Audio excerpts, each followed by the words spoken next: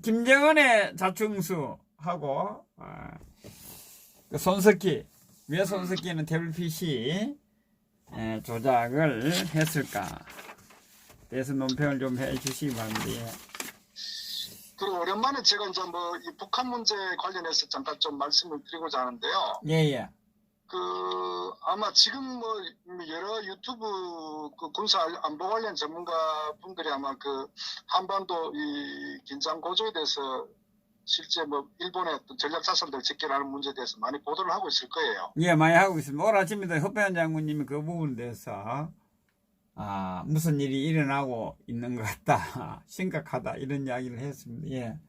저는 이제 그 이 북한 핵 문제에 대해서 좀 본질적으로 조금 한번 좀 얘기를 하고 싶어요. 왜냐하면은 예. 그 외신 보도 같은 경우에 뭐 이렇게 미국 같은 경우도 이제 트럼프가 실제 미 의회나 행정부나 또 전문가 집단들은 대부분 이제 북한을 그 불신하고 있거든요. 예. 그리고 북한은 그 비핵화하지 않을 것이라는 게 대부분 중론인데 예. 왜 트럼프만 이 북한 김정은에 대해서 우호적이냐 하는 부분에 대해서 현재 그 민주당 이 대선 경선 후보들 같은 경우도 굉장히 이제 비판적이에요. 예. 그러면 이제 그 지난번에도 이제 보면은 이 북한의 이 단거리 탄도탄 미사일 발사 5월 4일 그 이후에도 이 반응하는 게 트럼프하고 스텝들이 좀 달랐거든요. 예. 그 부분에 대해서 이제 불화라고 하는 얘기도 많이 있는데 저는 철저하게 그 협상 전략적 측면에서 접근한다 이렇게 좀 이해를 했으면 좋겠다 생각이 들어요. 예. 그러니까 실질적으로 미 국방부에서도 이제 그 탄도탄 미사일 발사기 때문에 그 유엔 결의안 위반이라고 명확하게 했었고 국방부에서도 국무성에서도 그랬었고 예. 그것도 뭐 대부분은 뭐 일반인들도 충분히 그 정도 인식하고 있지 않습니까? 예. 그럼에도 불구하고 왜 트럼프는 그 부분에 대해서 이제 대수롭지 않게 하느냐? 저는 사실은 이제 트럼프가 항상 주장했는 게 저는 그 두 가지 트럼프의 어떤 그 특징을 살펴볼 필요가 있는 게 트럼프는 자기 자신에 대한 그 프라이드가 매우 강한 정치인입니다. 예. 그러니까 자기가 또 살아오면서 어떤 비즈니스도 마찬가지고 항상 그 자기 우월성을 굉장히 강조하고 자기 프라이드를 이제 그 하나의 자기 어떤 그 자존심으로 대선 과정부터 모든 어떤 그 비즈니스 까지 어떤 그런 인물이기 때문에 그래서 이제 실제 대선 취임 이후에도 그 북한 핵 문제에 대해서도 전임 정권에 대해서 매우 비판적이었거든요. 예. 그러니까 지난 소위 부시 때부터 해서 뭐 어떤 클린턴 또 오바마 때까지 북한 문제를 이렇게 방치했다 하면서 비판은 자기는 다르다 하는 부분에서 그 부분에 이제 일종의 외교적 측면에서 자기 협상의 달인이라고 스스로가 이제 자부하는 사람 아닙니까? 그러다 보니까 북한 김정은은 내가 충분히 그 입맛대로 다룰 수 있다. 이게 이제 트럼프의 자기가 계속 내세우는 주장이다 보니까 어쨌거나 철저히 협상 전략적 측면에서 트럼프는 이제 김정은을 대하고 있다. 이런 측면에서 보고요. 그러다 보니까 자기가 이제 뱉은 말이 있기 때문에 어쨌거나 군사적 측면보다는 이제 외교적 측면으로 이제 결론을 내려야 된다는 이런 또 스스로의 어떤 또 강박관념도 있는 것 같아요. 그러다 보니까 밑에 뭐 참모들 또 전문가들은 북한을 정확히 바라보고 있지만은 그러나 트럼프가 의견을 달리하는 것은 철저히 어떤 그 협상 전략적 측면이다 이렇게 이해하는 게 좋겠고 그래서 지난번 그 볼턴 같은 경우에 굉장히 북한을 비판했거든요. 북한의 어떤 그 안보리 결의안 위반에 대해서. 그런데 트럼프는 달라가지고 이게 서로 간에 이제 어떤 뭐 전문가들은 이 볼턴이 결국 이제 트럼프 눈밖에 벗어나는 거 아니냐 이런 어떤 그 분석 판단하시는 것도 있는데 저는 철저하게 각자 역할을 충실하고 있다. 그래서 볼턴은 당연히 안보 보좌관으로서 자기 역할을 충실하고 있고 정확히 팩트에 근거해서 하고 있고 또 볼턴 자체는 원칙주의적이고 또 어떤 그 강경파이기 때문에 북한을 바라보는 그 인식 자체가 전혀 변함이 없다. 옛날 부시 이 참모일 때부터 저는 그런 측면이고 어쨌거나 말씀드렸다시피 트럼프 같은 경우는 협상을 가져가야 되기 때문에 자기가 마지막 마지노선인데 최종 미국의 어떤 그 대통령이 북한을 만약에 뭐 유엔 결의안 위반이라고 하게 되면은 선택의 여지가 없거든요. 예. 그렇기 때문에 트럼프는 여지를 남길 수밖에 없다는 측면을 제가 말씀드리고 그것은 어쨌거나 협상 전략적 측면이다. 이제 이렇게 말씀드리고 자 그렇다면은 현재 북한 비핵화 핵 문제에 관해서 저는 그 지난번에 아마 보도 통해서 접했을 거예요. 이제 북한의 어떤 실체 소위 이제 트럼프가 자기 어떤 그 지지자들하고 어떤 비공개 만찬에서 이제 그런 얘기 했지 않습니까? 장성택이가 그 처형할 때에, 그 아시다 이미 뭐 대부분 다 아시다 장성택이 이제 곡사포로 완전히 그 산산조각을 낸 어떤 처형 방법을 택한 거 아닙니까? 네. 거기까지는 우리가 인식하고 있었는데, 그때 이제 트럼프는 어떤 여러 가지 정보를 통해 가지고 실제 그 장성택의 머리를 전시를 했다는 거 아닙니까? 그 밑에 자기 어떤 참모들이 보면서 보도록 의도적으로 예. 그만큼 사실 인간으로서는 할 수 없는 그 잔악성의 끝을 보여주는 거거든요.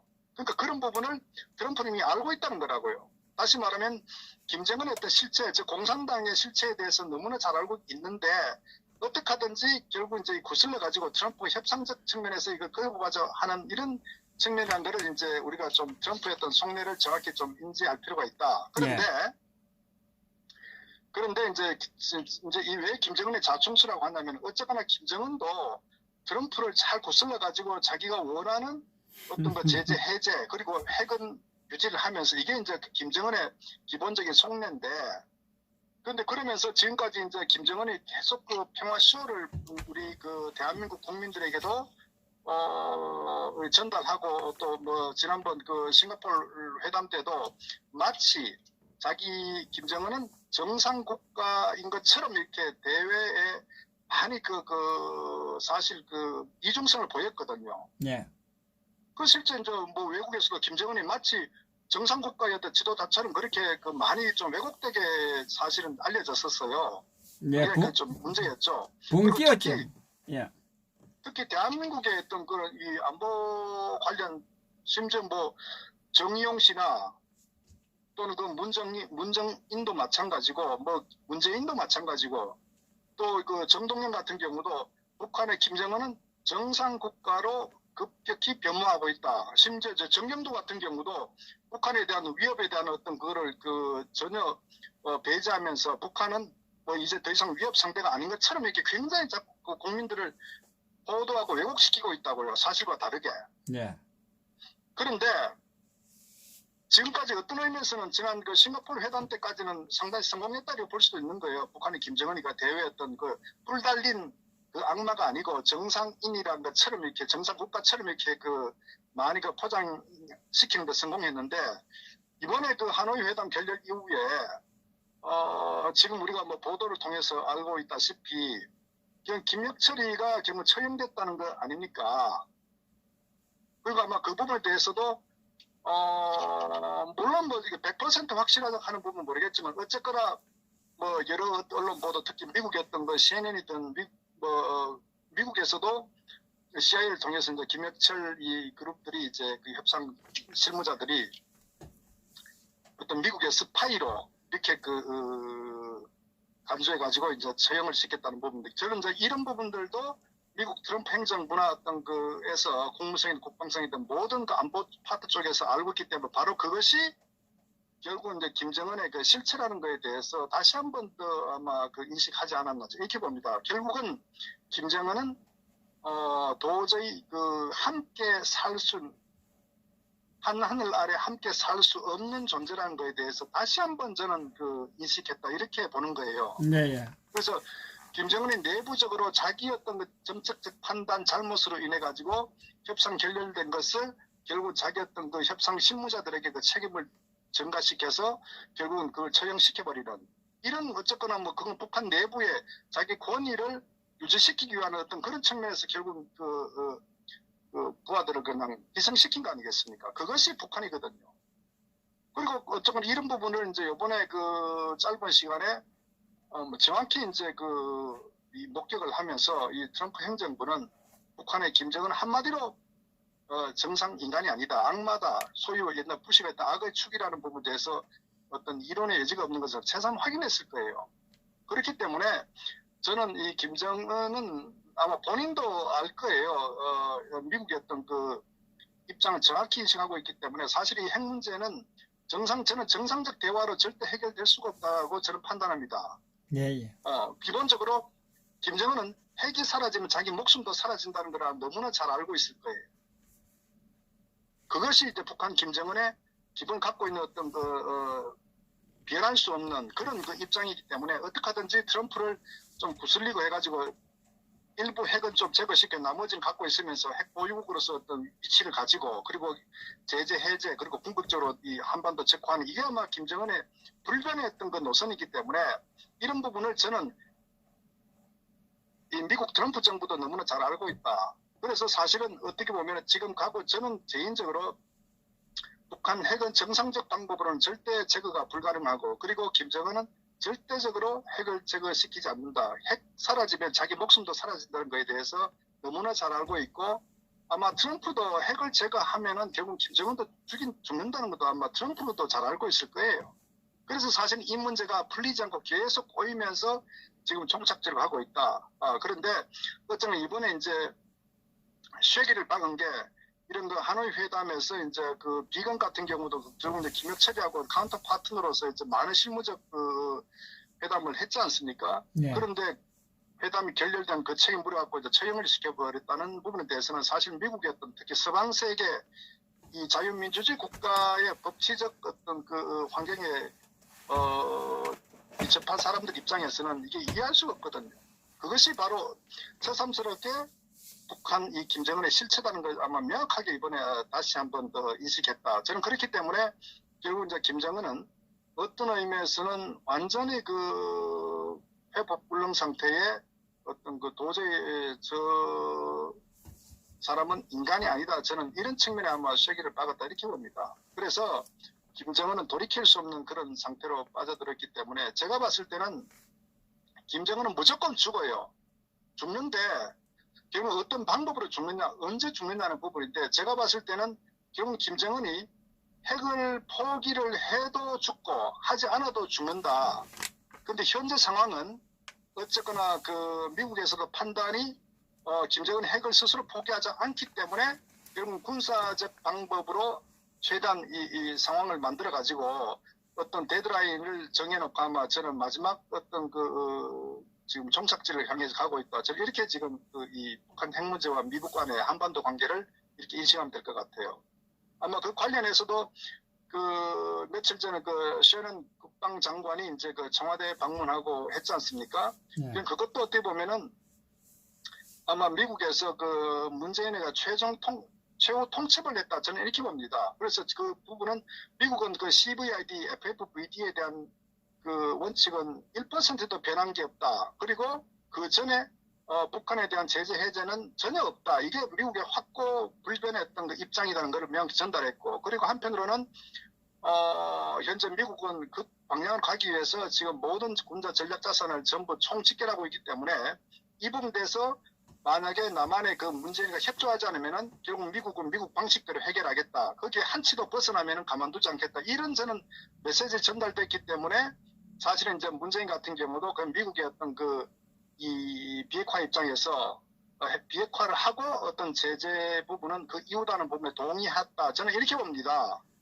그래서 지금 상황 자체가 모든 상황이 이제는 그 모두 교통정리가 다 됐다. 그래서 사실은 이 관련해 가지고 지난번 그 푸틴 같은 경우도 베네수엘라 했던 그 어떤 그 군사 이 부분들도 이제 스스로 다시 돌아가는 부분들.